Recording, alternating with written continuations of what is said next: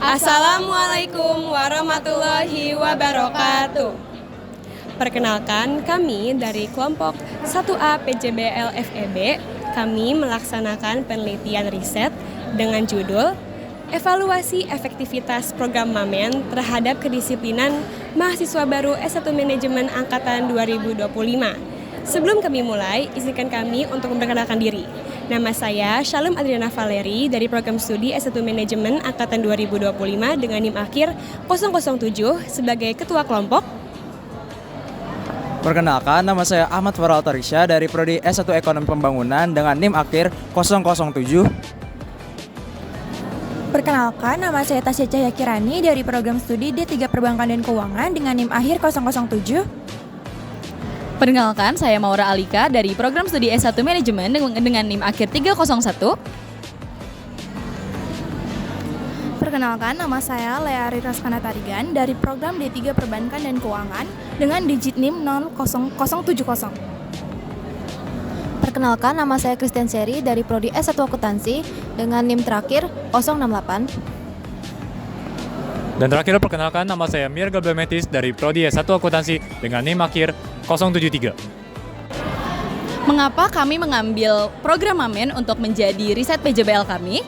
Nah, tujuannya adalah untuk mengetahui kegiatan program masa bimbingan manajemen ataupun Mamen telah mencapai tujuan dalam pembentukan kedisiplinan pada mahasiswa baru S1 Manajemen Angkatan 2025. Dan yang alasan keduanya adalah untuk mengetahui sebagaimana efektivitas pelaksanaan seluruh rangkaian kegiatan program masa bimbingan manajemen dalam mengembangkan kedisiplinan mahasiswa baru S1 Manajemen Angkatan 2025. Berikut ditampilkan hasil jawaban kuesioner dan wawancara yang telah kami lakukan untuk riset program Mamen.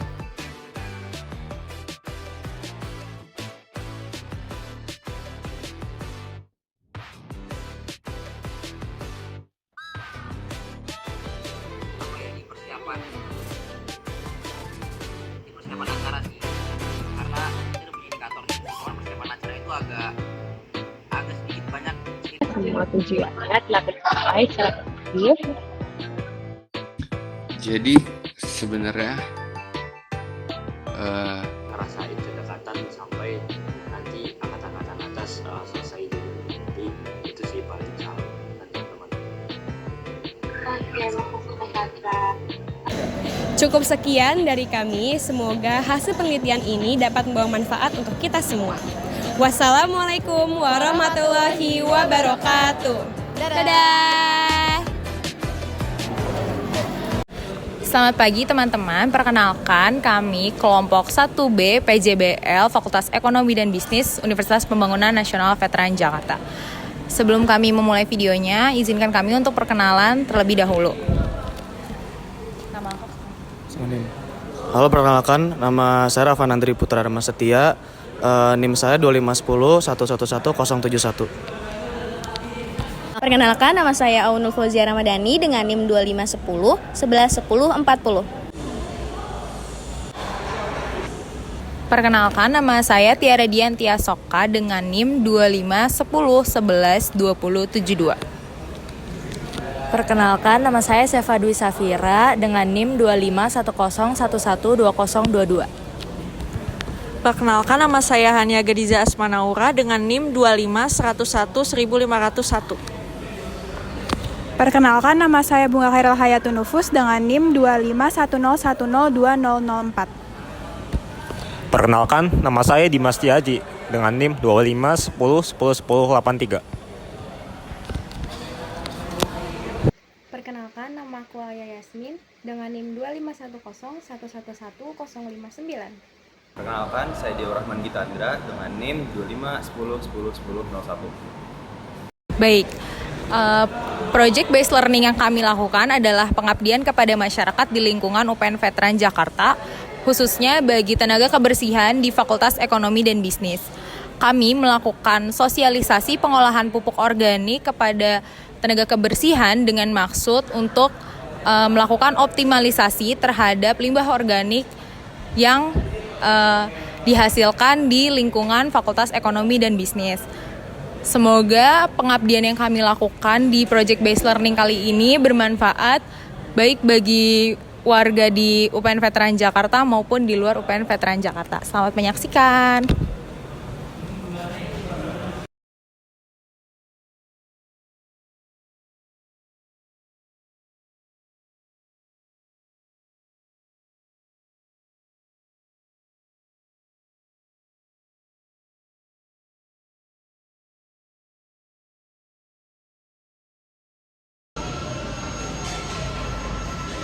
Nanti ya Pak. Nanti kalau dalam jumlah yang banyak itu biasanya kita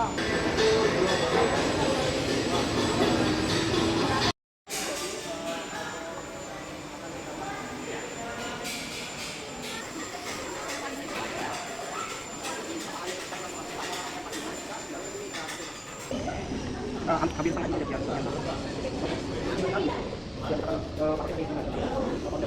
ya.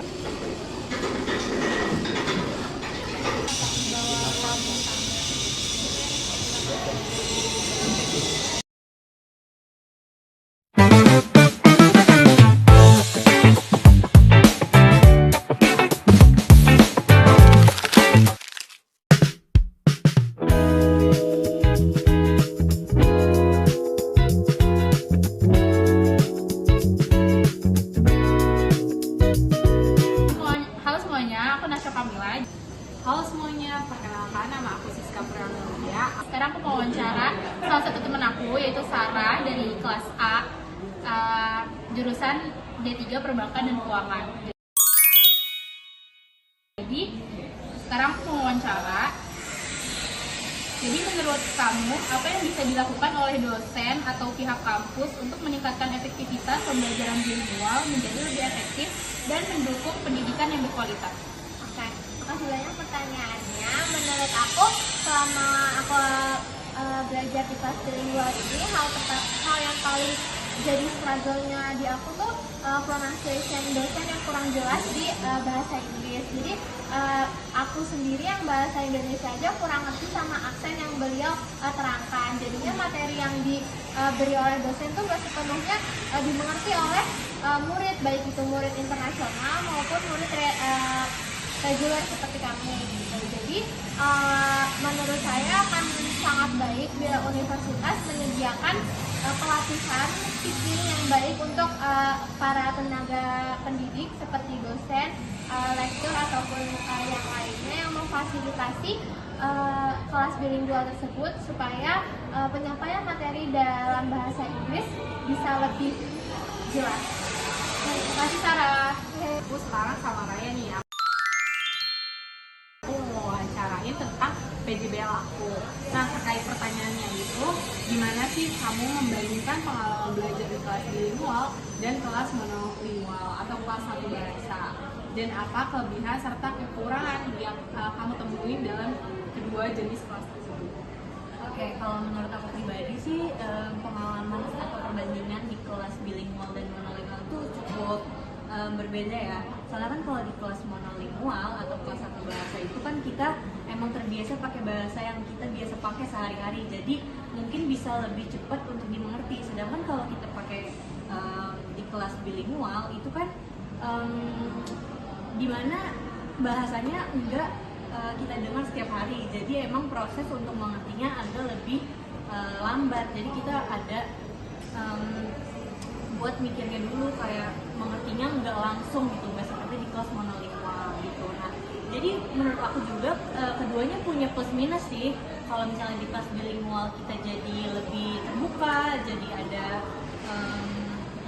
pengalaman baru menggunakan bahasa asing. Nah, tapi kalau di kelas monolingual kita jadi lebih cepat dan efisien mengerti materi pembelajarannya.